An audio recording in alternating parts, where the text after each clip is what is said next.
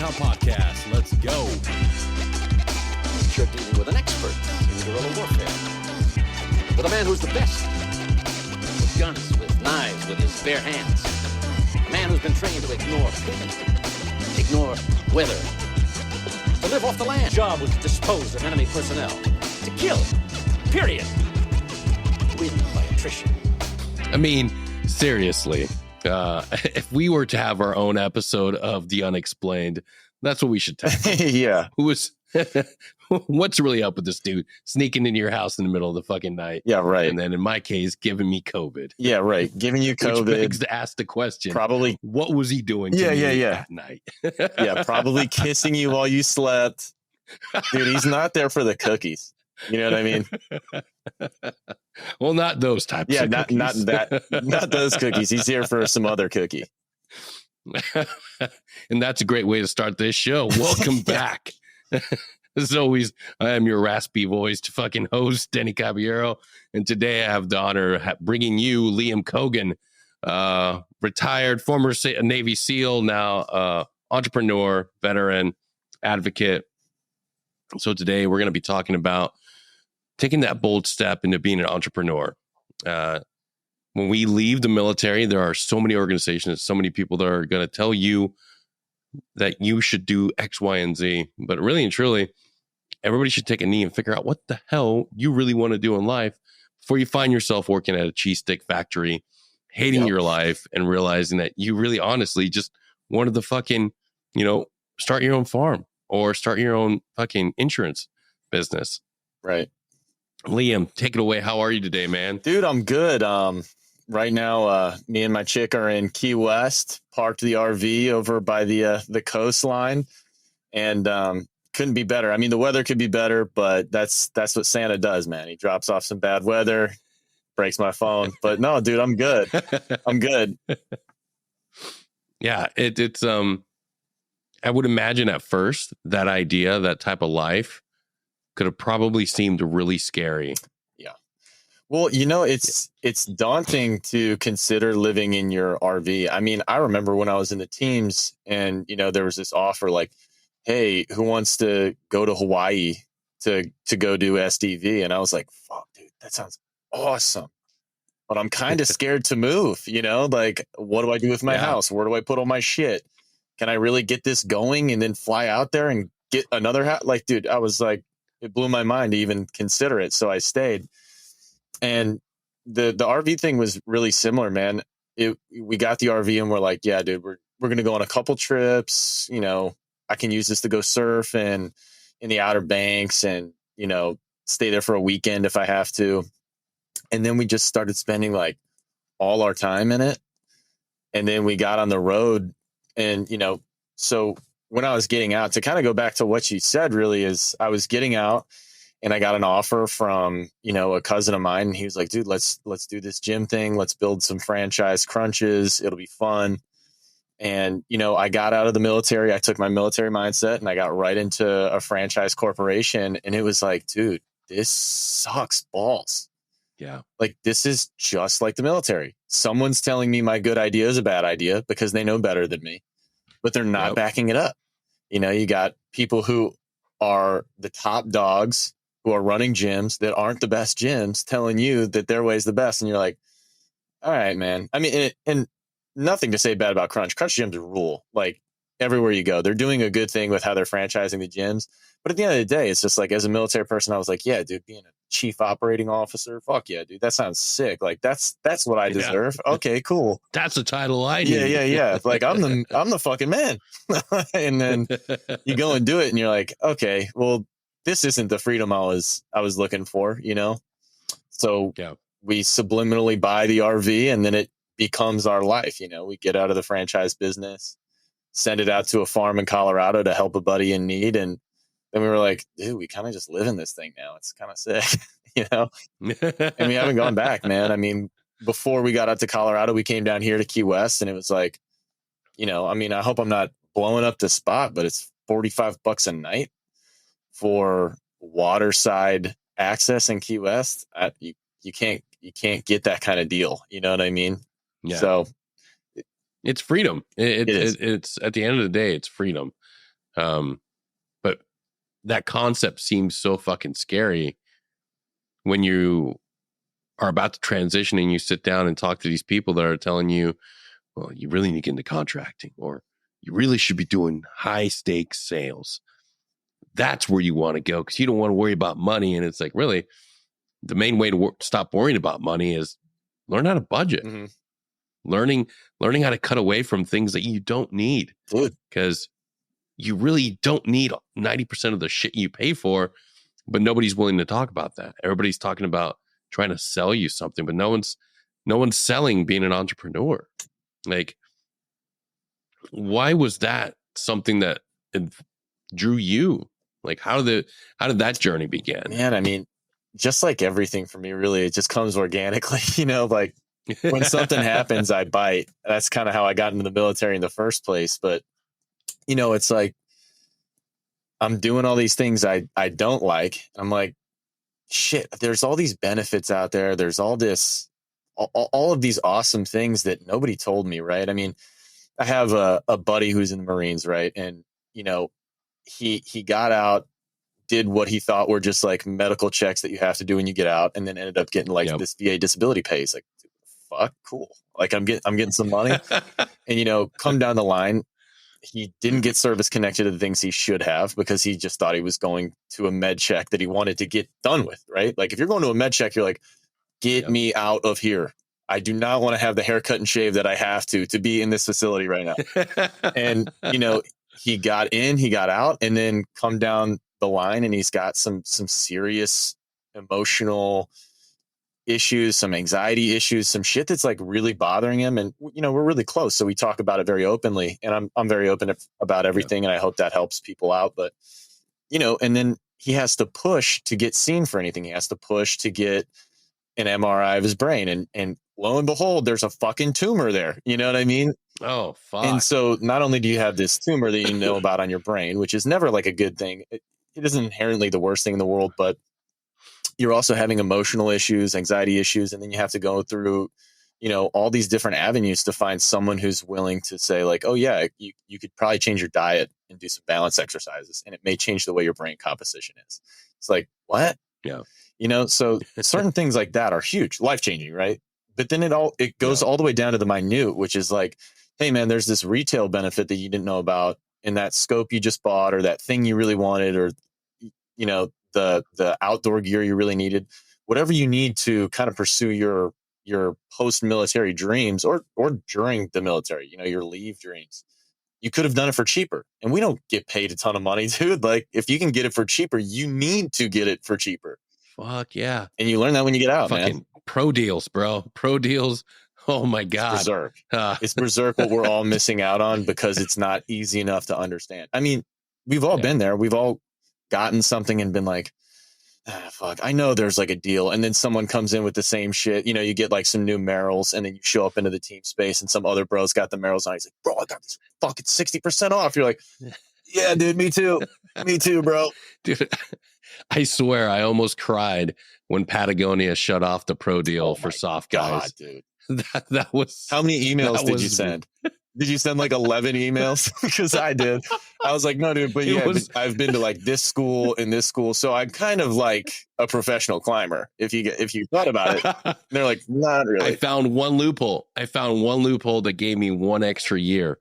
My last year before I got out and retired, was working at S3, running the S3X, and personnel recovery was a category that they had that was available. I'm like, well, this is within my purview. Mm-hmm. I do manage personnel recovery. Mm-hmm. I just wrote up that memo as fast as I could, sent that shit to them. And that last year I was like, I need workout shorts. Yeah. Shorts. You just eked your way in there. And dude, I'll tell you right now, and maybe it's something you don't know, but did you ever use Expert Voice or Experticity? No. Okay, so this is like kind of what we're doing. So we're putting together this PDF of like, hey, here's your state funded benefits. Here are your federal benefits, and you can find this shit. Like if you wanted to find it, you could. it's just not easy enough between deployments, depression, anxiety, overwork, caffeine, sugar, and nicotine. It's not easy enough to do it, especially when no one in the fucking military knows how to use a modern computer.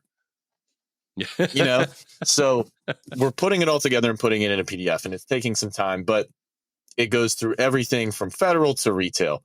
And the expert voice thing is, dude, check it out. You go on Vet Rewards, which is another kind of just like, GovX type website, if you ever been on one of those, and they flow out your deals for you. And they're like, hey, here are the deals that you can get. Here are the deals that you need to pay for. If you pay for theirs, you can get a membership to Expert Voice, which in comparison to the Patagonia deal, Expert Voice is like a factor of 10 better. Oh, wow. Yeah, I'm talking like scopes. I'm talking silencers. I'm talking guns. I'm talking everything. Yeah. Dude, the pro deal with Vortex was chef's kiss. Yeah. I just put in a huge order. I haven't sent it yet, but I'm just looking at it like, dude, $800 for that. I'm saving $800. I'm losing money on this deal, dude. I've got to buy this. I have to. But when you don't have a mortgage, it's huge, dude. Well, I have my house in Virginia Beach because the VA loan is unbeatable, and then I rent it out, and I make more than my principal on it. So it's like, okay, I'm good to go. Yeah. That's a business. Now I can just live in my RV. Yeah, you know what I mean. Dude. It's our greatest benefit that people are afraid to use right now, and it's like, at the end of the day, bro, the rates are what they are. Waiting isn't going to help you. Use your VA loan. Use your VA loan, and that's why it's important to have these conversations, because it's not the most sexy thing to talk about. No.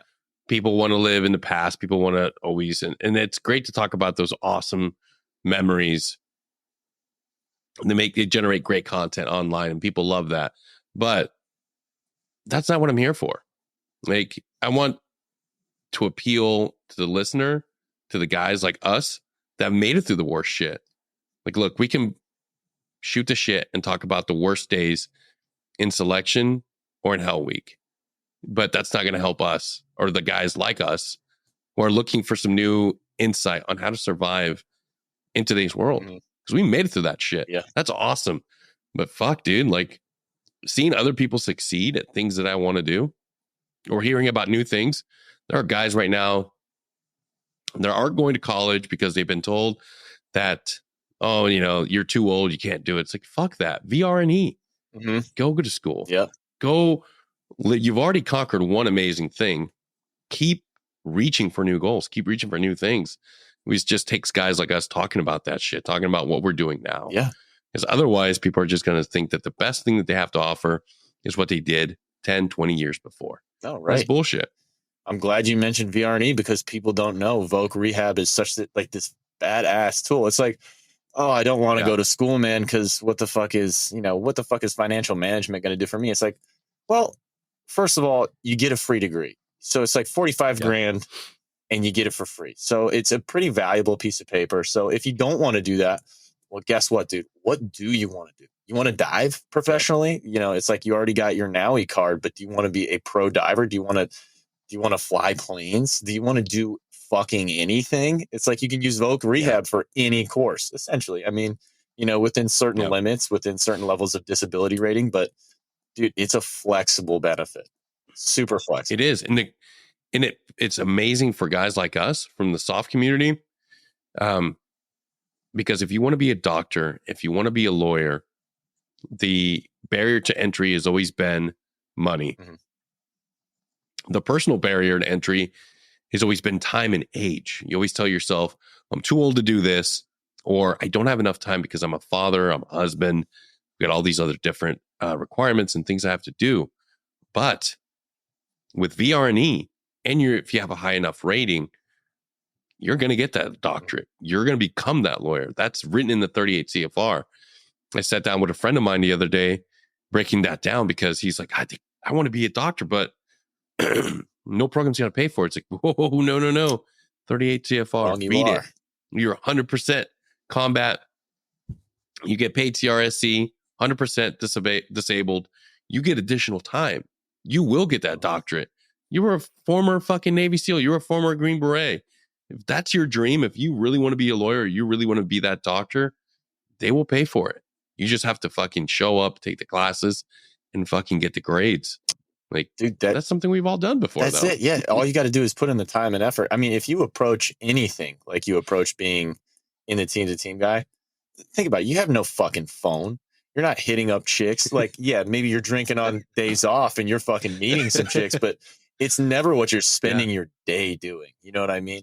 Exactly. Yeah. If you focus on school, you know how fucking easy that will be for you, you know, especially with your level of stress management. And the thing is, it's like, dudes think they're too old to start that path. Just like you're talking about, like, oh, I can't be a lawyer or a doctor. I mean, these kids are starting when they're 18. It's what they've always wanted to do with their lives. It's like, well, first of all, you got your degree in work ethic.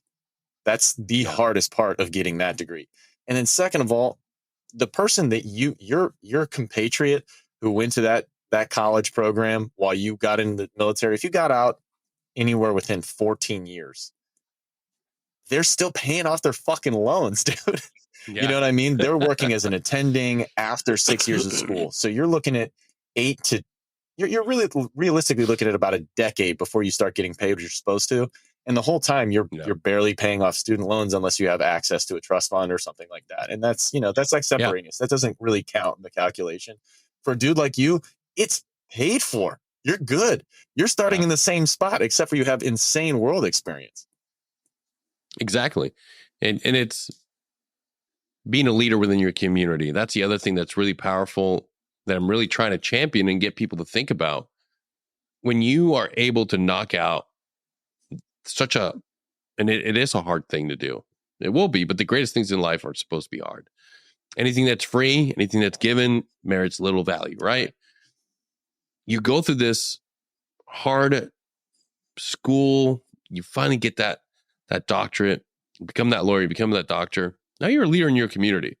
And I would argue right now, what we need more of are guys like us, women as well, that were part of our GWAT era. The guys and gals that went to war, they deserve the most fucking freedom to go after those hard degrees, go after those friggin' professions of prestige, to become leaders within the community, to help inspire the next generation of good Americans. Like, I still remember feeling like if doctor meant something. And I feel like that still means something today. Or if you are an engineer, or if somebody that has gone to a school to earn that piece of paper that says, hey, I'm a fucking scholar of this specific thing. Now I can help create something that's of value. We need more people that have that combat experience, that leadership experience, so you can kind of help that next generation. I don't want to be self-serving in my next 20, 30, 40 years in life. I want to work my ass off because I know in reality is retirement is just the easy way to death. Like, I'm about to be 40 in a couple months. Like, just because I'm done in the military doesn't mean I'm going to sit back and like, oh, I'm retired. I'm done. I could. That's going to guarantee one thing for sure.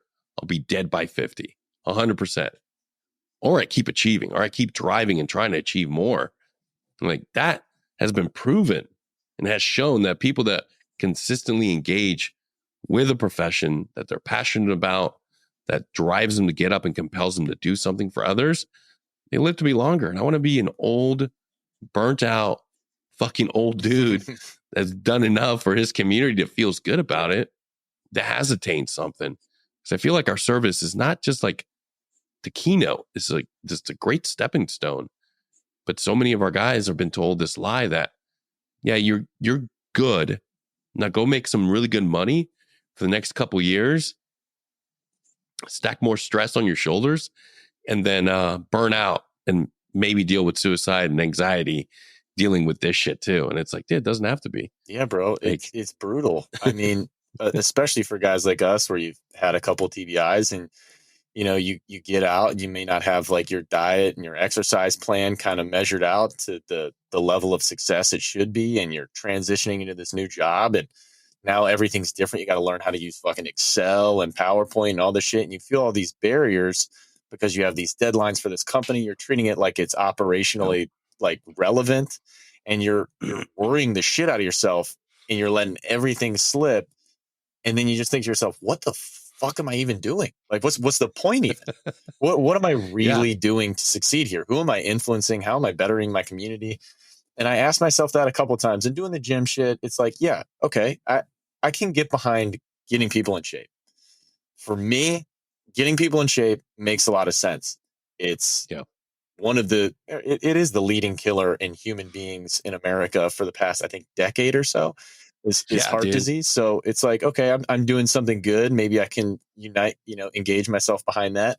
But then I have this huge corporate structure behind me that's basically like, yeah, but and it kills you. You get out of this Yeah. service lifestyle where it's like, okay, me and the boys doing shit for everybody, and then you kind of lose that impetus. You lose a little bit of that motivation in the gym. You lose a little bit of that motivation at home. You're like, fuck, man, I really wish I could feel like I'm doing something again. It makes you want to go fucking contract and go do shit like that, where Yeah. you're like, okay, I didn't like being in, but maybe I'll like the contract world. And that's where a lot of dudes go. Or maybe I'll go back into the federal world, and I'll go to, whatever. There are so many different avenues for us to just kind of go back, and I'm not going to say use it as a crutch, because lots of dudes just want to do that. And it's a valid option, but to just kind of fall back on what you know, and instead of exploring who you want to be, and the entrepreneur world is perfect for that. Go find what you want to be. And if there isn't something doing it, just do it yourself. If there's nothing in your Yeah. community doing it the way you think it should be done, do it yourself. Fix what you think is broken. It's what we do fundamentally, Dude, so true. And you hit it on the nail on the head right there. Like, we are mission driven individuals. Like, we love having that mission set right in front of our face, like that timeline, that deployment counter. Like, we know we're going to do something that's going to be of value to the greater organization, and somebody at the other end of this is going to benefit from our hard work. And every time some great calamity can't fucking dude, I'm with say it. calamity Dude, I do that all the time. occurs in the world, you just sit back and look at your social media, and you see the veterans in your own friends groups start screaming for calls of action, wanting to be part of it. And it's like, dude, you don't have to constantly put yourself in this mindset where you have to jump in and be part of the next great war or the next cause. Like, you can find a call to action and a mission in your own community. Like, it doesn't have to be this thing where if we see somebody that, perfect example was just recently with the events that occurred in Gaza and Israel. Every single one of my social media channels is blowing up, people saying, put me back in. I want to get back. It's like, dude, your time's done. Your time's done. There's no value for you to make these posts, to make this great call of how you could make a difference. Because guess what? You're not making a difference. You're making a post on social media. Dude, it's hard Find to a way to separate. make a difference at home. It is. For a lot of guys, it's hard to be able to look at the world and say, man, like, dude, stop chasing that idea as being like the end all be all of how you can measure your success in life. We've been at war. We've done that. Now look at your own backyard, your own city, your own town, and realize, like, shit, there's things I could do. There's some people I can help right here. There's tons of homeless people. There's tons of people that need mentoring and coaching. Like, that to me seems like one of the greatest things that we can do within our own community to help inspire hope and change is being able to mentor and coach our own brothers. It's like, once we are out, like, and start learning and succeeding, and yes, failing, we have fucking data points. We have metrics. We don't have to let other people do the same mistakes. We can be like, hey, wait. Everybody rally around me. I got lessons learned. I just lost out on $3,000 with a really bad fucking mission, a really bad personal project. Everybody gather around. Let's go through this. But it's things like that we don't see as being important or vital, when in reality, like, that's the shit we need to get behind. Being able to talk and share about this experience, the transition, the learning, and getting back to being successful in the civilian world, because it is definitely not intuitive to the warfighter. Yeah, dude, it's It's way tough. easier to deploy. I mean, if you could find out, and really it's not a big secret, but if you could channel the energy and the drive and the dudes getting out of, the special operations, special forces community, and you could channel them into something productive instead of like the confusion and just fucked up fest that it really is, hey, channel these dudes, let people know in an easy, digestible way. Here are things you can do immediately to really step up your game, to transition seamlessly, to feel good about yourself. Okay, you could move out of your house, rent it out, move into a space that fits you and your family for the time being, generate some income, figure out what you're doing with yourself, start your business 9 months before you get out, just so you have the name, start thinking of ideas. Here are some tax benefits that you can access by getting your business credit card rolling already, because you need to start building that credit so you can actually access some more credit on that card. Here are Yeah. 1,000 things you should probably do as, the creative innovator individuals we are in the military. As far as the military is concerned, right?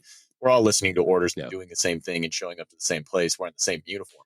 But as far as we're concerned, we're the innovators. We're the special warfare specialists. So go out there and start doing your own thing. Get that business started. Start the credit card. Just start knocking out some of the confusion in the beginning, because even though thinking of the name of your business is easy, and linking a business account and a credit card is easy, and keeping track of those numbers is easy, that's baseline.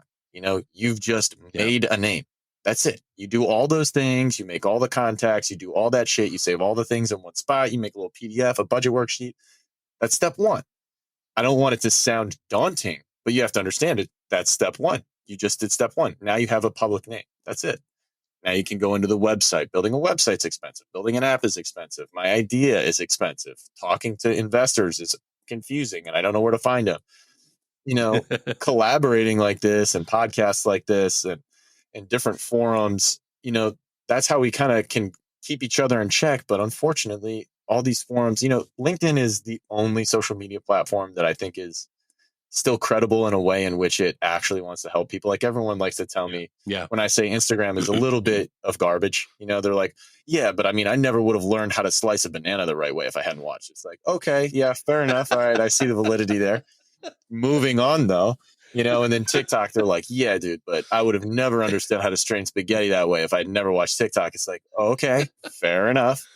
But LinkedIn is still trying and making an effort, but you have so many people posting things that are so self-serving that shape themselves in a way to be like, help for the community. Talk to me. I work for First Financial Brothers or whatever. It's like, well, I don't really need you right now because it's a small business and I don't have any capital to spend on financial understanding. Yeah. But could you post a free video on what you do for the first step employees? It's like, no, they're not going to do that because they're a business, and that's the first stage of locking you in.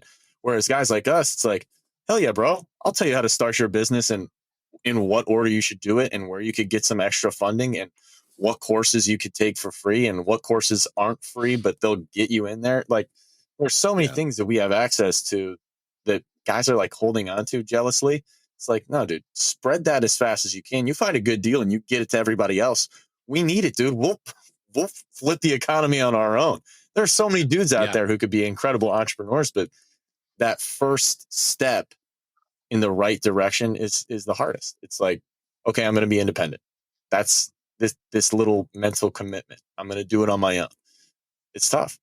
Yeah, it is tough. But at the same time, when you finally commit to it, it is one of the most rewarding feelings on earth. Like, we're not built for the easy path. We're not. If we wanted to do the easy thing, I would argue that none of us would have ever made it through our selection processes, and none of us would have been successful within the communities that we are a part of. We don't want the easy thing. So a good litmus test is when you're getting out and you find yourself going towards something that seems very frivolous, very easy and cookie cutter, run the fuck away from it because it's not made for you. There's a reason why you went through selection. There's a reason why you chose to go become a MARSOC Raider. There's a reason why you chose to be a Navy SEAL, Green Beret, or Ranger, because you wanted to be amongst the very best.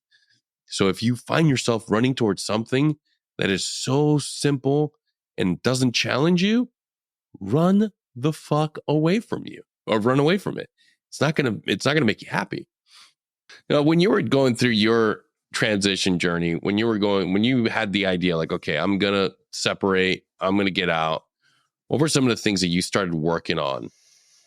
Well, the first thing is I just kind of started reaching out to guys, and it all kind of just ties into like where I'm at now. But I was reaching out to dudes, and I'm like, there's got to be some sweet deals out there. Like if you're in the teams in any regard or in the military in general, you're like, there are sweet deals out there and other people are getting them. And I don't want to miss out on my very last one. So like, what should I do? And I'm looking at SkillBridge and looking at a few other things and maybe, oh, should I sell back my fucking leave or should I take it all before I go? Right. Like these are all huge things for dudes. And you're talking about like, I mean, really blips, what should be blips on your radar as you're exiting. You should be first and foremost taking care of your medical. So I knew that was like number one. Let's start getting the ball rolling here, because I know guys who have been hung up and had to stay in to finish some kind of medical because they find something that's mortally wrong with you and they're deciding whether to medically retire you or for you to get out like you fucking asked.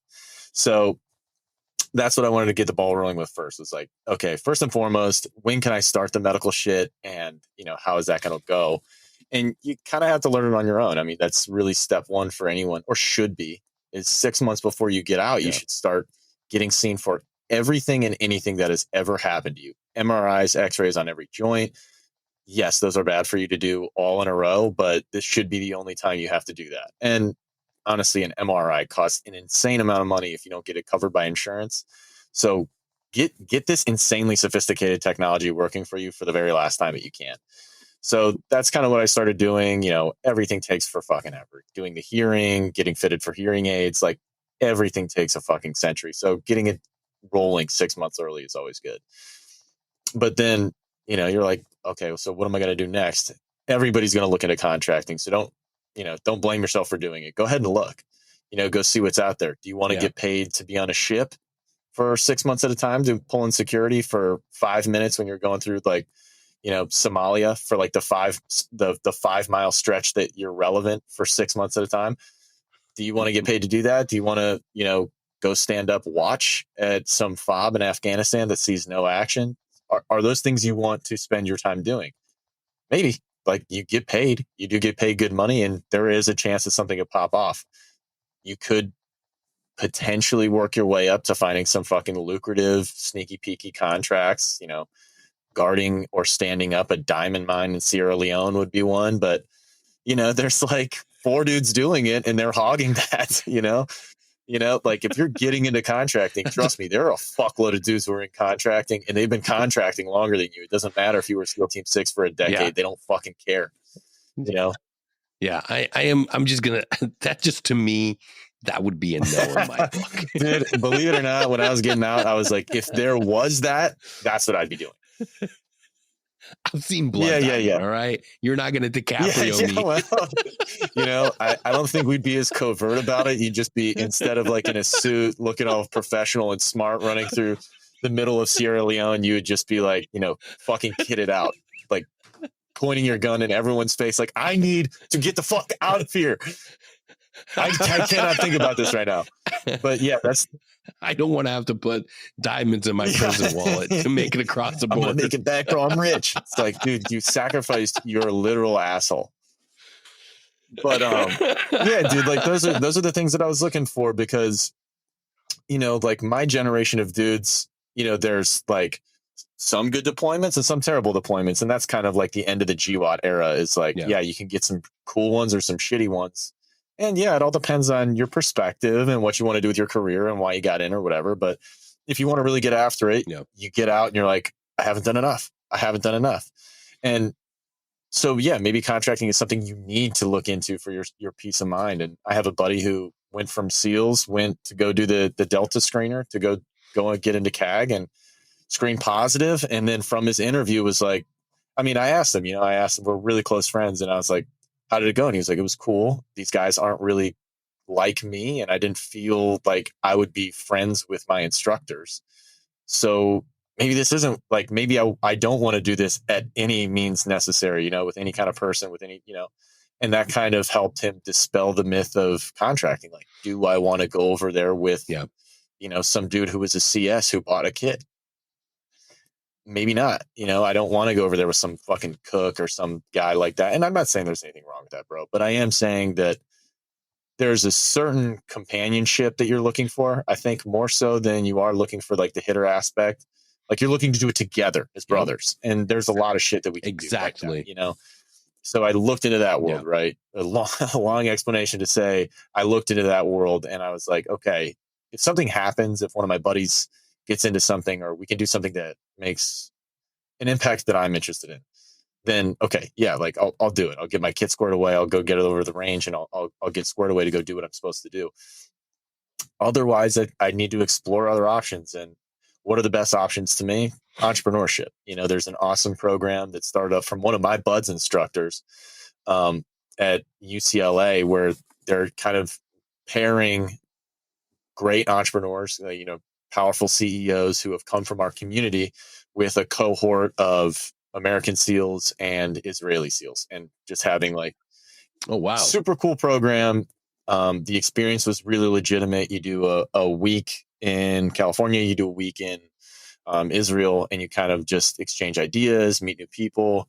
And that was really awesome and eye-opening. And unfortunately, I couldn't flesh out my personal goals and my personal idea because I did link up with my cousin. I was just sending my cousins messages because I knew they're all way older than me. They're all in their 50s, 60s. Yeah. And so I was like, hey, you guys have been in the business for a long time. What should I be doing? Here's a couple of my ideas. Here's some things I want to pursue. And then, my cousin was like, well, dude, just come work with me. Come figure it out firsthand from someone who's been doing it for a long time. And so that's what I went for. And it just wasn't for me. But I did learn from that course and from being proactive about getting a job that is more along the breadth of being an entrepreneur. There are plenty of entrepreneurs who like look at people who do franchises like, oh yeah, you're a total entrepreneur. Like, but it is entrepreneurship. You build a business. It is 100%. It's all your shit. It is. So I learned all the ins and outs from that side. I learned, I will say this. I know 10 times out of 10, I'm going to tell someone, look up the entrepreneurial route, look up doing your own thing while you're getting your legs under you. Yeah. If you want to go work for Salesforce, I know like 11 team guys who are working for Salesforce, and that's all they want is to have an easy job where you do BD and do whatever, and then go base jump on weekends and ski. Like, sure, that's fine. But while you're doing it, just build a business. Build a business that you're interested in. Do you like working with metal, but you don't think you're very good at it? So are a lot of fucking people. Just try it out. Yeah. Like they might like your shit better because of what you've done rather than the end state product. A lot of people are buying the person that's building your shit as opposed to the idea of the shit itself, So that was my experience. Is like, it's easier to find a job when you got a job. And I'm going to start learning the things I need to know to be independent completely. Yeah. And that was it, man. I mean, it was really simple to me. It's like, just let's learn how to be fucking independent, because, you've been institutionalized for a decade. There may be some lingering effects of how how you represent yourself in the day to day. So that was kind of my journey. And I think a lot of people experience the same thing. It's like, okay, I'm going for security first and then individuality. And a lot of guys get caught up in the security and lose that individuality. I mean, if you go straight for a DEA job, you're fucking there. That's your new career. Yeah. So I'm always going to advocate for just try your own thing while you're feeling safe and secure. And then, dude, like you said earlier, build a goddamn budget. Build a legitimate budget early. All the things you pay for, how much you spend on groceries a month. That's one of the things that we offer. And I'm not trying to pump my business up at all here, because you can create your own budget if you feel like using Excel or Google Sheets or whatever. But we create budgets for people. It's like, okay, here's this budget. pretty cookie cutter for someone like us. Put all your bills into it. Where are you making money? And then things that, your spouse or your family is, just fill in your deficits, your pros and your cons, and you'll be so much better off when you transition, because you're not going to be, when you're in the military, it's like at a certain point, I'm going to get a bonus.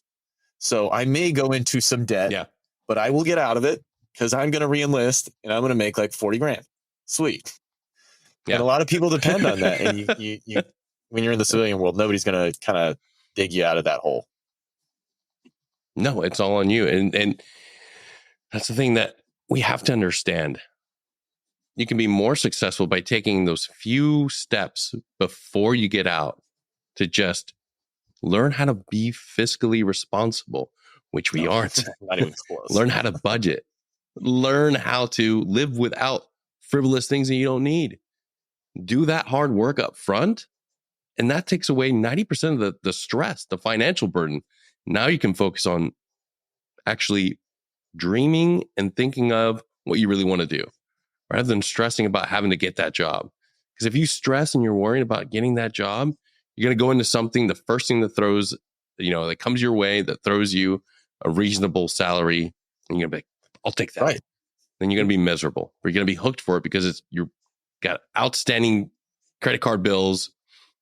That's what you're going for. Take some time. Learn how to do a budget. Yeah. And before we wrap up, Liam, what are some pro tips for our audience out there on what they can do today to start moving towards that entrepreneurial track? Dude, the 4 biggest tips are: start your business today. So you don't have to have the final name. You don't have to have the final address. You don't have to have the credit card address. Not everything isn't going to fucking match up, dude. You're going to move around a little bit. Things are going to go wrong. Just start. You just have to start. You're going to fuck up. Oh, yeah. You're going to fucking blow it. Your first company name is going to be really fucking stupid. And I mean, dude, you're coming from someone who has butt in my company name, like BUTT, silent but deadly. But we came to that. We found that, the alliteration was what we wanted. We wanted all these different things. It came with our symbology. It worked. So, but that came over time. You just have to start. So number 1 is always just fucking start. And if you think it's too early, it's not. It isn't too early, because you're going to start learning by making mistakes. And then number 2 is, in the transition process, there are going to be so many questionable variables that everyone kind of looks at like hangups. Am I going to have consistent income? Am I going to be living here? Am I going to have, this crazy lucrative job, or am I not going to land it? Do I have, a cushion of cash behind me?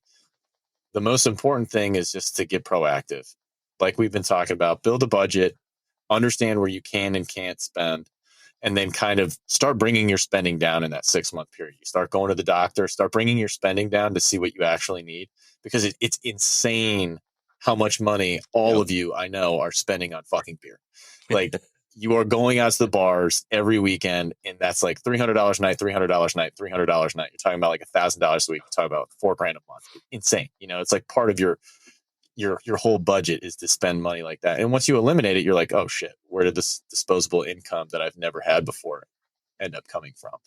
So number 2 is really just like understand how your budget works. A lot of us get in, we're like 18, 20, 21, 22. Absolutely no clue. You have more money than everyone they're all in college. So you just spend it. And then number 3, and probably the most valuable tip, is when you're getting out, sit down and write down the things that you think you like to do. You've lost a lot of time developing your individual self outside of your military self. We all like shooting. We all like going out and getting after it. We all like blowing shit up. We all like burning stuff and breaking things. We all like buying kit, wearing kit, doing house runs. We all love that shit. But start finding out what it is you like absolutely the most. And if you like shooting the most, dude, sick. You could start a range, a really successful range, because private lessons with, a bona fide Navy SEAL or a Green Beret or whoever are really, really, really expensive, especially if you can prove yourself on the range, man. So look into investing in land, starting your own range. And what is that going to lead to? Well, you're going to learn about city codes, area codes, developing real estate, and you're going to learn, hey, can I actually build a range in a non-commercial area? No, you can't. You have to get it rezoned. So now you're an entrepreneur. You do your first gay thing that you're like, oh, this sucks. You're an entrepreneur now. That's really it. And then finally, talk to your family about what you're doing. Talk to your boys about what you're doing, and don't stop communicating with the community, because you only lose your sense of community when you lose those friends. When you think, we all go through training, dude. You get rolled. You're not part of that class anymore. You're barely friends anymore. You don't know that dude anymore. You go on teams that have different deployment cycles. Don't even know those guys anymore. I've had so many ridiculous opportunities, from just doing cool podcasts and meeting cool dudes like yourself to fucking teaching billionaires how to fucking swim in private swimming lessons. Get out there and just talk to people, make yourself open, honest, and available, and you will meet more people. Awesome, brother. Liam, again, thank you so much for being here, and hope to have you again soon, man, to share some more insight. And everybody listening, take care, and we'll see you next time. If you like what we're doing and you're enjoying the show, don't forget to share us, like us, subscribe, and head on over to our Patreon, where you can be part of our community and get access to all of our episodes as soon as they drop. And remember, we get through this together. Take care.